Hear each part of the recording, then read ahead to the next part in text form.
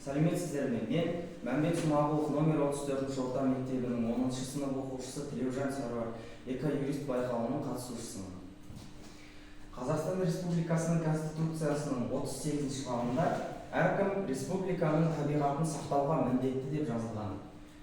Екінші экологиялық кодексінде адам мен табиғат арасындағы тепе-теңдікті сақтау, биологиялық алуан түрлілікті, ерекше қорғалатын табиғи аумақтар туралы заң, ұлттық парктер, қорықтар, ботаникалық бақтар, орман, жер-су кодекстері, табиғи ресурстарды қорғау, ұтымды пайдалану және табиғат бүлдіргендерге айыппұл салу, жауапкершілікке тарту туралы айтылған.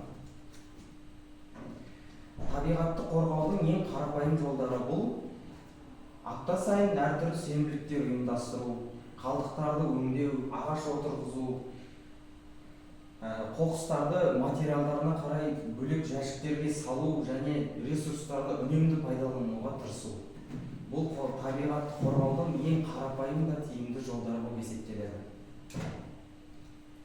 Жақсы өмір бұл таза қоршаған орта, денсаулық, қауіпсіздік, өсімдіктер, ағаштар, жасыл желектер, су, ауа, топырақ сапасы.